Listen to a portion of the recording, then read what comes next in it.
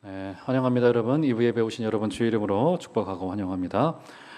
오늘은 여러분들에게 확신에 관한 이야기 중 세 번째 이야기, 성숙의 확신, 기도의 확신, 승리의 확신, 세 번째 성숙의 확신이라는 제목으로 여러분들과 좀 말씀을 나누고자 합니다. 만일 어떤 분이 여러분들에게 교회에 왜 다니십니까? 믿는 목적이 무엇입니까? 이렇게 물으신다면 여러분 어떻게 답을 하시겠습니까? 어떻게 답을 하시겠어요? 여러분, 우리가 이 정도로 애정과 시간을 드리는 우리 교회고 신앙이라고 한다면 여러분들이 믿는 목적을 말씀을 잘 해주셔야 될 거 아니겠습니까? 한번 여러분의 마음속으로 나는 지금 왜 믿고 있는가 한번 답을 해보시겠어요? 마음속으로 믿는 목적이 무엇인가? 아마도 영생이지요, 이렇게 대답을 하실런지 모르겠습니다. 예, 그것도 맞아요. 그런데 영생이라는 답은 사실은 믿음의 결과이지 믿음의 목적이라고 말하기는 조금 무리가 있습니다. 성경에서는 영생을 우리에게 선물이라고 이야기를 합니다. 왜요? 믿음의 결과이기 때문에 영생은 믿음의 선물이에요. 믿는 목적이라고 말하기는 어렵습니다. 자, 성경은 오늘 정리를 먼저 여러분들에게 결론적인 말씀으로서 먼저 좀 드리자면, 성경은 우리로 성숙한 자, 온전한 자가 되게 하려고 우리에게 믿음을 주셨습니다. 여러분, 이것이 굉장히 중요한 결과입니다. 여러분, 믿음은요, 우리에게 영생이라고 하는 선물을 우리에게 마치 이게 결과물로 줍니다. 그런데 그것을 믿음의 목적이라 말하기는 어렵습니다. 하나님이 우리에게 믿음을 주신 이유요 목적을 단 한 마디로 정리를 하자면 그것은 우리로 하나님 앞에서 성숙한 자가 되게 하려고 우리를 부르셨다는 점이 있습니다. 제가 좀 이따가 신약 성경의 몇 군데를 좀 정리를 해서 여러분들에게 이 이야기를 좀 증언을 하도록 하겠습니다. 여러분, 이거 놀랍지 않습니까? 우리의 믿음의 목적이 우리에게 성숙한 자가 되게 하도록 주어졌다는데 이 강조점이 있는 겁니다. 여러분, 이 사실이 얼마나 중요했던지 우리 성부 하나님께서 성자 아들 예수 그리스도를 보내셔서 그분을 우리 대신 죽게 하시고 죄의 문제를 해결하여 주시고 그를 십자가에 매달면서까지 우리에게 주신 그 믿음의 목적이란 게 뭐냐면 우리로 성숙한 자가 되게 하려고 우리를 부르셨다는 데 굉장히 중요한 점이 있습니다. 그러니까 우리가 성숙한 자가 되는 일이 적어도 우리 하나님에게는 얼마나 중요한 일인지를 알 수 있는 거예요. 우리가 흔히 이 성숙의 명령과 이 성숙의 권고를 우리는 이것을 그저 하나의 중요한 옵션 정도로 생각하는 것 같습니다. 이것은 뭐 갈 수도 있고 가지 않을 수도 있는 문제 정도로 생각하는 것만 같아요. 그런데 적어도 우리 하나님에게는 그렇지 않습니다. 당신의 아들을 죽이면서까지 우리에게 성령을 선물로 주시고 믿음을 선물로 주신 그 중요한 첫 번째 이유가 뭐냐면 우리로 성숙한 자를 만들려고 우리 하나님께서는 아들 예수 그리스도를 주셨다는 데 있습니다. 그러니까 적어도 우리 하나님에게는 우리가 온전한 자가 되어지고 성경에서 여러 가지로 표현을 합니다. 우리가 온전한 자가 되게 하려 함이니라, 우리로 성숙한 자가 되게 하려 함이니라, 여러 가지 것들로 표현을 하고 있지만 다 같은 의미겠죠. 우리로 오늘 말씀에 의하면 신성한 성품에 참여하는 자가 되게 하시려고 우리를 예정하시고 우리를 부르시고 우리에게 구원이라고 하는 선물을 주셨다는데 굉장히 중요한 점이 있습니다. 여러분, 이것은요 지금 이 시대 가운데 굉장히 실제적인 이유도 있습니다. 여러분, 성도의 성숙이라고 하는 것은요 이제 우리에게 굉장히 중요한 전도 전략이 되어졌습니다. 여러분, 과거에는요 어땠습니까? 과거에는 교회가 세상과 소통을 했지만 세상이 교회의 내부적인 사정을 잘 알지 못했었습니다. 그렇죠?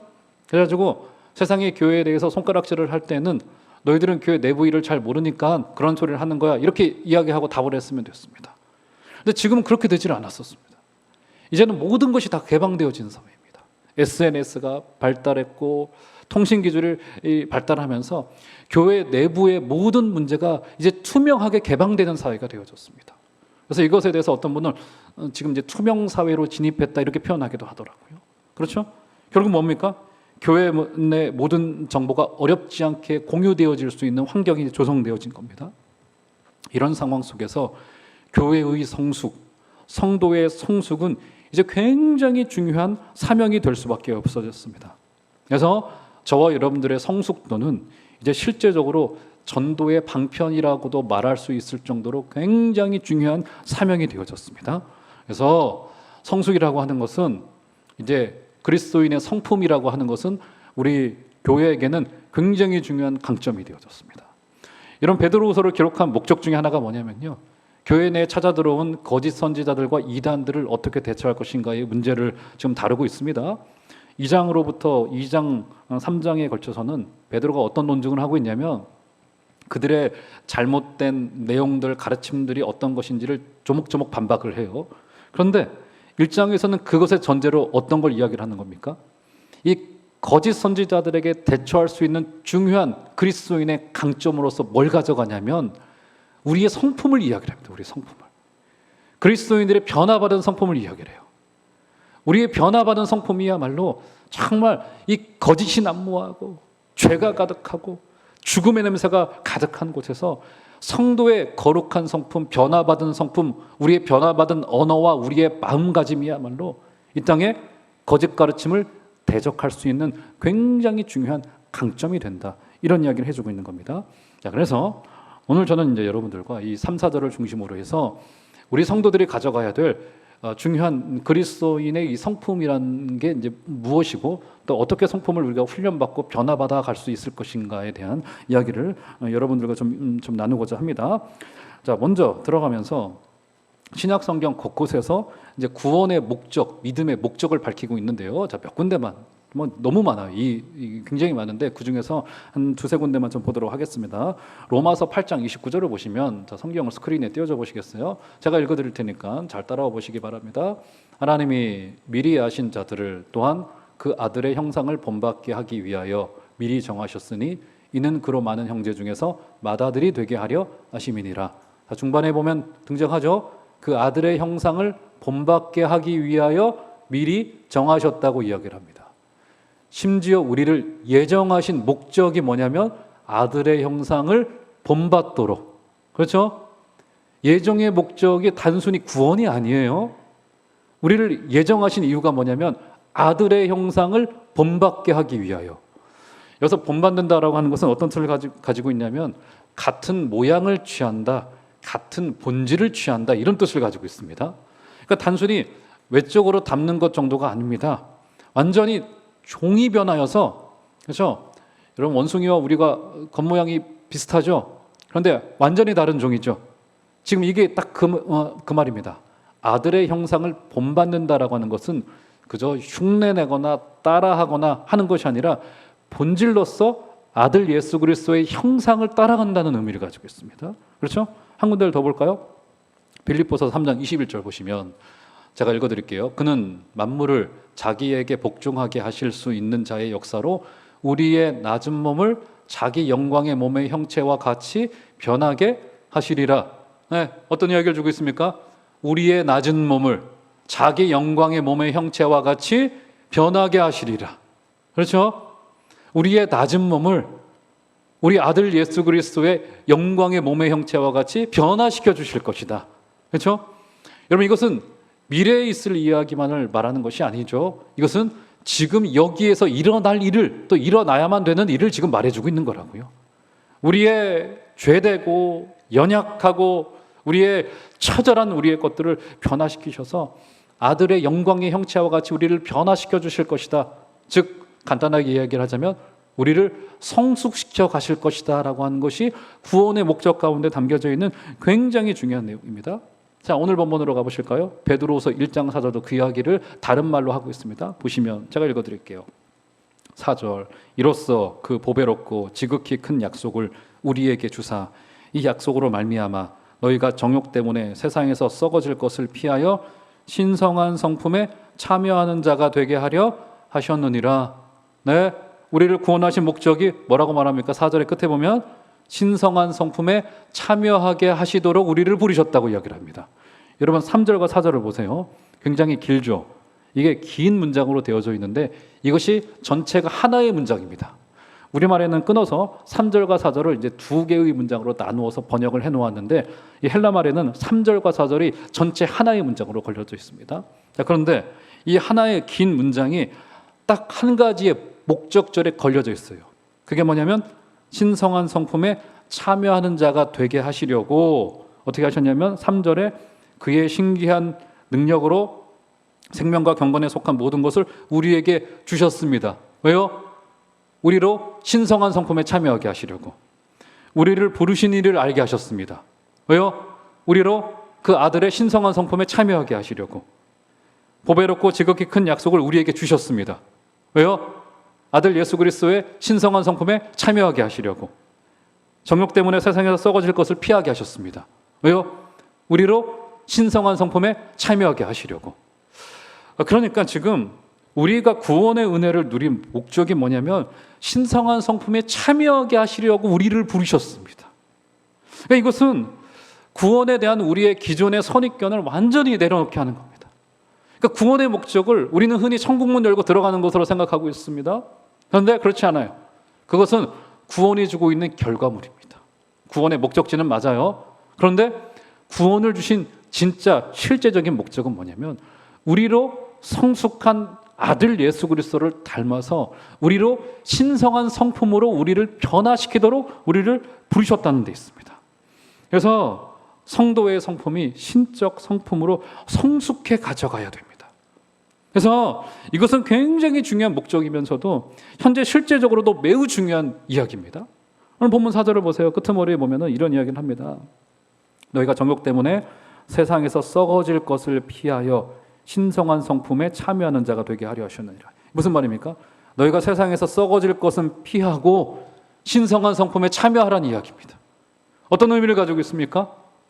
신성한 성품에 참여하지 않으면 세상에 썩어질 것들에 우리가 사로잡히게 되어진다.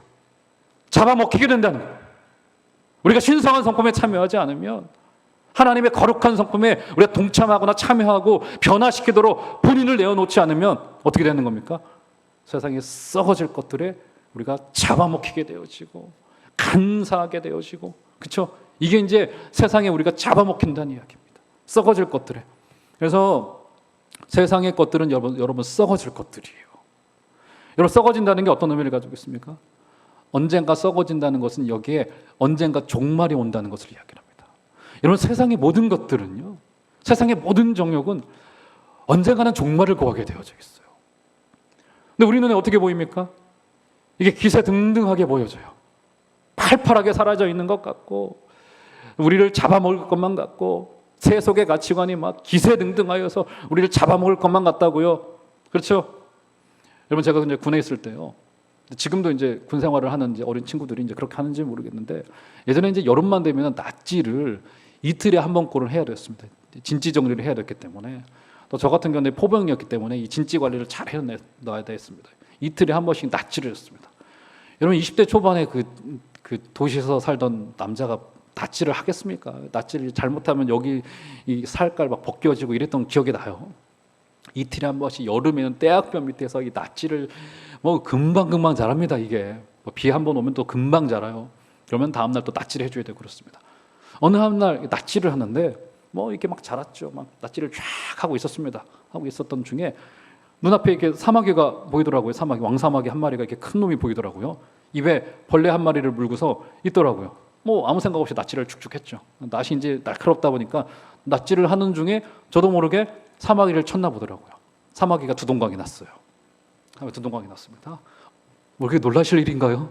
사마귀가 많이 불쌍하세요? 낫지를 했던 사마귀가 두동강이 났습니다. 여러분, 근데 사마귀가 얼마나 위대한지 아십니까? 사마귀가 두동강에 났는데도 물고 있던 벌레를 계속 먹어요. 그리고 이게 꿈틀꿈틀 되는 게 똑같습니다. 똑같아요. 그걸 제가 한 30분을 가만히 쳐다보고 있었습니다. 신기해요. 끝까지 다 먹더라고요, 이놈이. 그런데 이내 어떻게 됩니까? 1시간, 2시간 지나니까 뜨거운 태양볕 아래 이것이 다 말라 썩어 없어져 버리고 말더라고요. 왜요? 생명력이 줄어들었기 때문에. 여러분, 지금 세상에서 썩어 없어질 것이 바로 이거예요. 우리 눈에 기세등등하게 보여요. 팔팔하게 보입니다. 요거 아니면 안 될 것 같아요. 이거 아니면 우리를 잡아먹을 것만 같단 말이죠. 그런데 사실은 두동강 난 사마귀와 다를 바 없습니다. 이제 곧 1시간 뒤, 2시간 뒤면은 주님의 영광의 빛이 비치올 때 전부 다 말라 없어질 것들인 거라고요. 근데 문제가 뭡니까? 이것을 대적할 수 있는 것이 어디에 있냐면 바로 신성한 성품에 참여하여서 변화받고 거룩한 성품에 참여하는 우리의 결심과 주님에 대한 우리의 헌신 가운데 있다라고 이야기를 해주고 있습니다. 그러니까 신성한 성품에 참여하는 것은 구원의 목적이기 때문에 모든 성도에게 주어져 있는 굉장히 중요한 과제이면서 이 썩어질 것에 잡혀먹지 않기 위해서 우리가 가져가야 될 굉장히 중요한 실제적인 이유도 있다, 이렇게 말할 수 있는 겁니다. 자, 그러면 우리가 어떻게 거룩한 성품에 참여할 수 있을 것인가? 자, 거룩한 성품에 참여해 줘야 되는데, 자, 우리에게 질문이 안 일어날 수가 없습니다. 첫 번째, 정말 우리의 성품이 바뀔 수 있는 것인가? 여러분, 이 질문에 동감되시고 동의되시죠? 왜냐하면 가끔 우리 주위에, 죄송한 표현을 좀 쓰자면 정말 징글징글한 인간들 좀 만나게 되잖아요.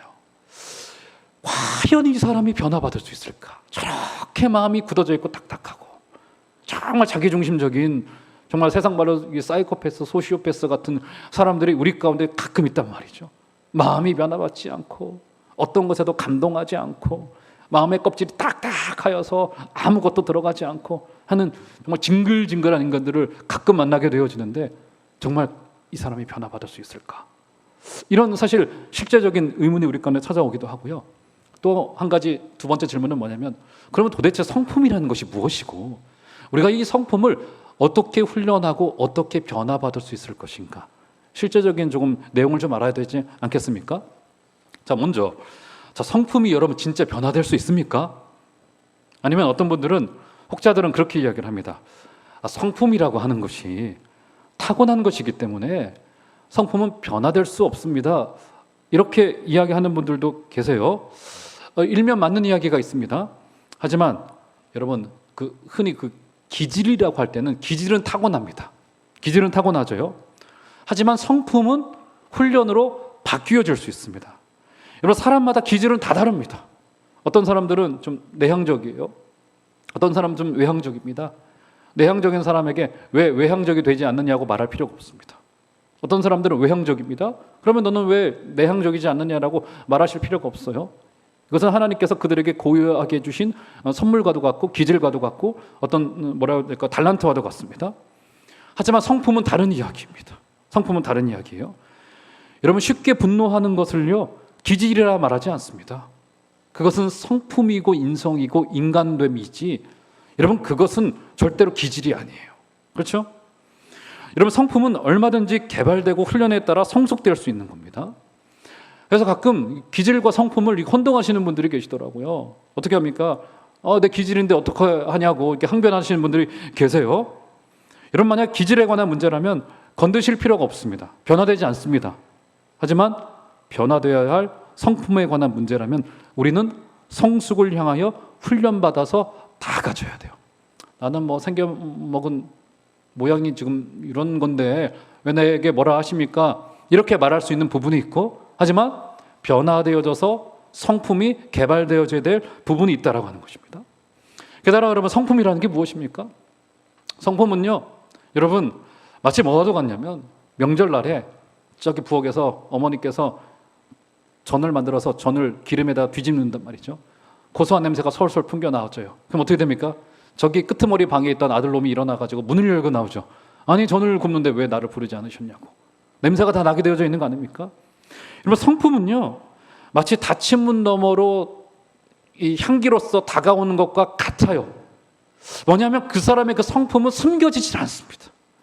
오랜 세월 호흡을 같이 하고 오랜 세월 같이 있다가 보면 그의 성품과 그의 내용은 그의 삶에서 묻어나와질 수밖에 없는 거라고요. 그래서 토저와 같은 신학자는 어떻게 이야기를 했냐면 이렇게 이야기를 했습니다. 사람됨과 인간의 행동 사이에 모순은 있을 수 없다. 그의 행동은 그의 내재적인 인품의 진정한 표현이기 때문이다. 길고 어렵게 이야기를 했지만 결국 뭡니까? 그 사람의 성품이 그 사람의 언어와 그 사람의 삶으로 묻어나와질 수밖에 없다는 겁니다. 그렇기 때문에 성품은 반드시 성숙을 향해서 가야만 된다는 이야기래요. 자, 그러면 어떻게 또 어떤 성품을 향하여 우리가 가야만 될 것인가의 문제와 과제가 우리 가운데 남겨져 있습니다. 자, 우리가 어떤 성품에 참여해야 될 것인가? 자, 더 말할 것도 없이 우리는 아들 예수 그리스도를 닮아져 가야 됩니다. 자, 그러면 우리 예수님께서는 어떤 성품을 가지고 계셨던가?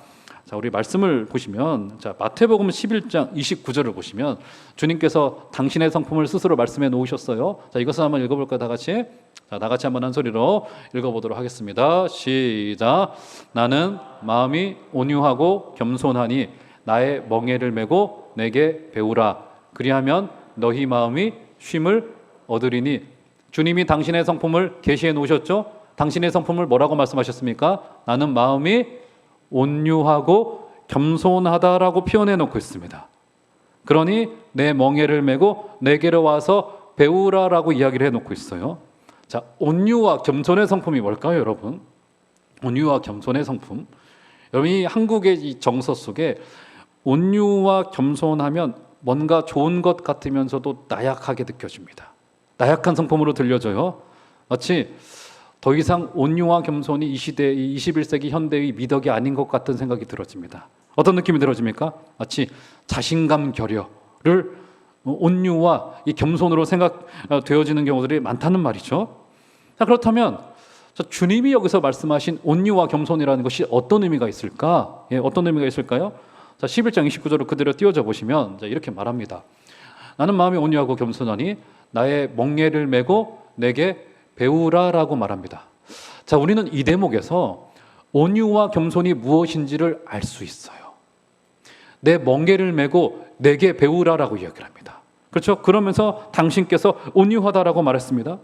여러분, 멍에라는 게 뭡니까? 멍에가 뭐예요? 이게 소 두 마리를 놓고 이렇게 나무 판때기 같은 것들로 움직이기 쉽도록 이게 멍에를 지운다고 이야기를 하지 않습니까? 그러니까 여기서 주님께 멍에가 있었다는 것 속에 있는 중요한 전제가 뭐냐면 주님에게도, 우리 예수님에게도 주인이 있으셨다는 말이에요. 주인이 있으셨다는 말이 되어집니다. 여러분, 우리 주님께서 매도록 정해진 그 멍에가 뭡니까? 그 멍에는 주님께는 십자가였습니다. 그 십자가는 지기가 얼마나 어려우셨든지 주님이 겟세마네 동산에서 기도하실 때에 주님, 이 잔을 내게서 지나가게 해주십시오라고 우리 성부 하나님께 간구하셨을 정도로 주님께도 이 멍에는 어려운 멍에였었습니다. 맞죠, 여러분? 그러니까 이 말 속에, 이 11장 29절 속에 있는 중요한 전제가 뭐냐면 우리 예수님에게도 주인이 있었다는 말이 되어지는, 주인이 있었다는 말이. 자, 그러니까 여기서 온유와 겸손의 뜻을 우리가 조금은 알 수 있을 것 같습니다. 이 말은 뭐냐면 하나님을 주인으로 알고 그 뜻 앞에 정직히 세워져서 그분의 뜻을 순응하고 수용하는 태도를 말하는 것이 온유와 겸손입니다. 온유와 겸손. 여러분, 애들을 키우다 보면 어떻습니까? 애들은요, 아직은 어리기 때문에 어때요? 막 여럿을 키우다 보면 막 둘씩 셋씩 짝을 져서 막 서로 막 엄마 아빠가 있음에도 불구하고 막 싸우기 시작을 합니다. 그렇죠? 막 서로 뭐 잘났네 못났네 하면서 막 싸우면서 이제 그러면서 성숙해져 가는 거겠죠. 여러분, 걔네들이 왜 싸웁니까? 왜요?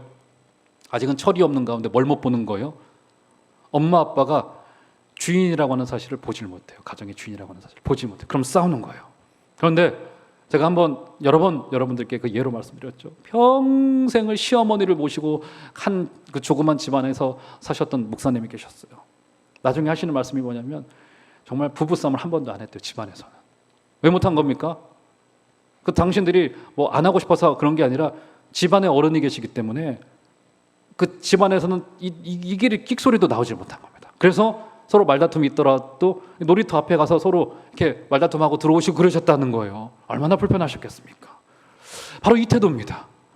여러분, 온유와 겸손이라는 것이 어떤 의미를 가지고 있냐면 동양의 미덕의 관점에서 나약한 자의 사양하는 태도, 양보하는 태도를 온유와 겸손이라 말하는 것이 아니라 어떻게 합니까?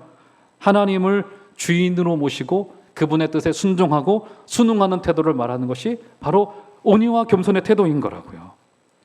문자적으로도 알 수 있는 것이 무엇이냐면 이 온유라고 하는 말이 헬라어 프라우스라고 하는 말인데 그때 당시에 문헌을 뒤져보면 크게 두 가지의 용례로 활용되어졌다고 합니다. 첫 번째가 뭐냐면 이 온유라고 하는 말이 어떤 의미를 가지고 있냐면 아이들이 열이 펄펄 끓어요. 해열제를 투약하겠죠. 그러면 열이 다스려집니다. 바로 해열제에 의하여 이렇게 불끈불끈 끓어오르는 그 열들이, 이 안에 있는 이 열기들이 잠잠하게 되어지는 것, 이것을 이제 온유라고 말했습니다. 첫 번째 용례이고요. 두 번째 용례는 뭐냐면 들짐승이 있습니다. 지나가던 말을 잡아왔어요. 야생마죠. 명조련사에 의해서 이 야생마가 어떻게 되어지는 거예요? 야생마가 다스려져요. 잠잠해지고. 조련사의 채찍 하나에 이 들짐승, 이 들깨가 이 야생마가 다스려진단 말이죠. 바로 이럴 때 프라우스라고 했습니다. 프라우스. 결국 뭡니까? 온유와 겸손이라고 하는 것은 인생사에 힘들고 견디기 어려운 과제가 밀려올 때도 그것을 주인이 있음을 알고 순순히 순응하고 받아들이는 삶의 태도를 이야기하는 거라고요. 그래서 앤드류 머레이라고 하는 영성신학자는 겸손을 어떻게 정의했냐면 내게 일어난 일에 대하여 이상하게 생각하지 않는 태도가 바로 겸손이라고 말했습니다. 내게 지금 일어난 일에 대하여 이상하게 생각하지 않은 삶의 태도를 겸손이라고 이야기를 했다고요. 여러분 지금 현대인들이요. 여러분 얼마 전에 뉴스를 보니까 우리나라 인구의 한 60% 정도가 이 안에 분노가 막 이 화가 표를 내고 있지는 않지만 막 들끓고 있다는 거예요. 뭐 지금도 그렇지 않습니까? 이 묻지마 범죄가 이 분노 때문에 일어나기도 되어지고 그렇지 않습니까? 평생을 잘 가지고 왔던 그 인간관계가 한 번의 분노 때문에 깨지기도 하고 특별히 저와 같은 목회자들이 한 번의 실수로 이게 이제 신뢰의 관계가 무너지면 목회가 힘들어지고 뭐 그런 거 아니겠습니까? 분노와 화를 다스리질 못해요. 특별히 저같이 젊은 사람들은 더더욱 그렇습니다. 감정에 의한 분노는요, 여러분, 아무런 유익이 없다는 것을 모두가 다 잘 알고 있습니다. 그럼에도 불구하고 한번 이거를 막 싸지르고 싶고 막 쏟아붓고 싶고 내가 하고 싶은 말을 막 해야만 될 것 같고 막 이런 게 막 불끈불끈 올라오죠. 그렇죠? 들짐승과도 같습니다. 그렇죠? 화가 잘 다스려지질 않아요. 그래서 지금 마치 이 시대는 시한폭탄과도 같습니다. 건들면 한번 건드려봐. 건들면 내가 가만히 있지 않을 거야.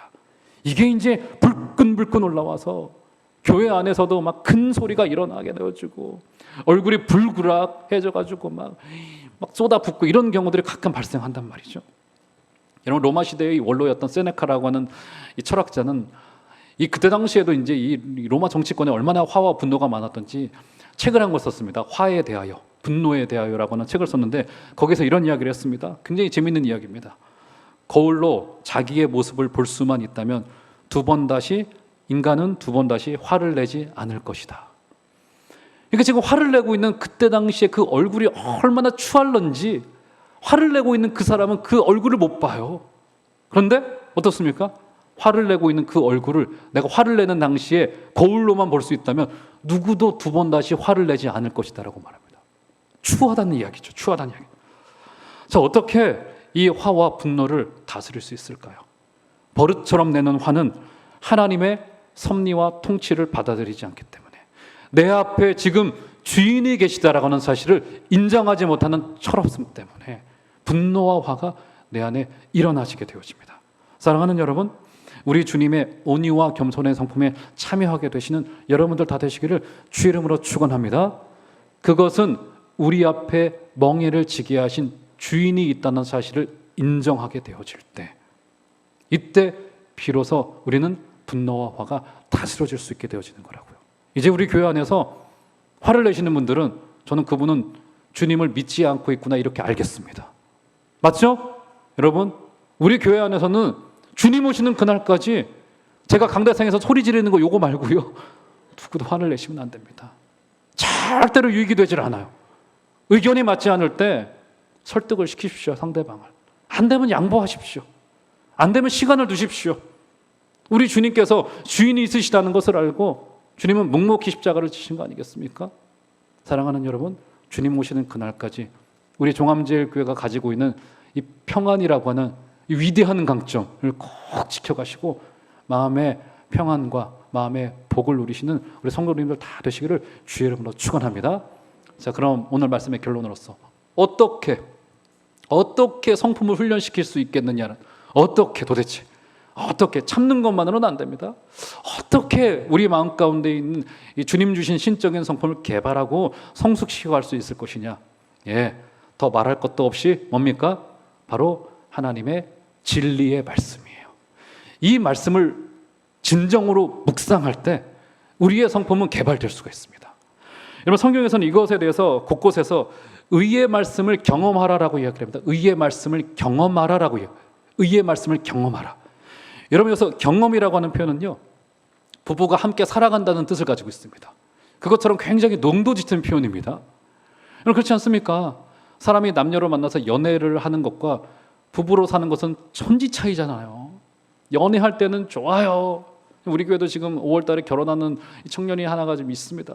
입이 여기 귀에 걸려가지고 지금 지금 세상 몰라요 지금. 그런데 결혼을 하게 되는 순간 어떻게 됩니까?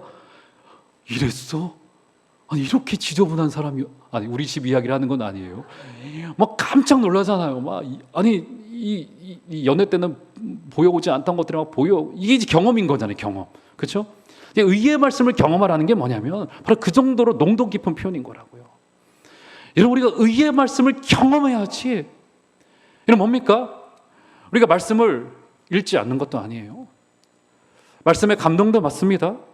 설교의 은혜를 받는 것만도 같아요. 심지어 말씀을 사모하지 않는 것도 아닙니다.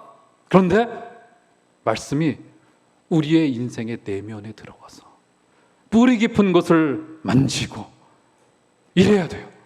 말씀을 늘 주변에 둡니다. 말씀을 늘 내 껍데기 옆에 둬요.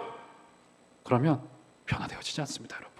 말씀을 늘 내 안에 모시고 들어와서 나를 변화시키고 내 성품을 만지고 새벽에 말씀을 펴놓고 읽을 때 꺼이 될 수밖에 없는 것이 말씀이 내 성품을 부딪히게 만드는 거라고요. 내가 오늘도 부족했구나. 이 말씀으로 살아가야 되는구나. 사랑하는 여러분, 말씀의 묵상을 통하여 여러분의 내면으로까지 말씀이 여러분의 주인 되시기를 주의 이름으로 축원합니다. 말씀을 이용만 마시고, 말씀을 즐기지만 마시고, 말씀을 향유하지만 마시고, 말씀을 내 인생의 주인으로 모셔 들여와서 말씀이 내 인생을 읽어가게 하시고, 사랑하는 여러분, 예배 시간도 마찬가지입니다. 말씀을 여러분이 잘 들으시는 것도 너무 고맙죠. 그 정도로 만족하지 마시고 그 말씀을 내 내면으로 가지고 와서 나를 부딪히게 하고 내 성품을 변화시키고 깎아내게 하고, 평생 말씀을 주변에 두면요, 아무리 말씀을 들어도요, 말씀을 아무리 읽어도요, 스펄전이 와서 설교를 하더라도 절대로 변화되지 않아요. 사랑하는 여러분, 말씀에 여러분의 내밀한 여러분의 그 핵심을 내어드리시는 복된 여러분들 다 되어주시기를 주의 이름으로 축원합니다. 그래서 우리의 가치관이 변화받고 분별력을 가지고 이 땅을 다 승리하게 되어주시는 여러분들 되시기를 주의 이름으로 축원합니다.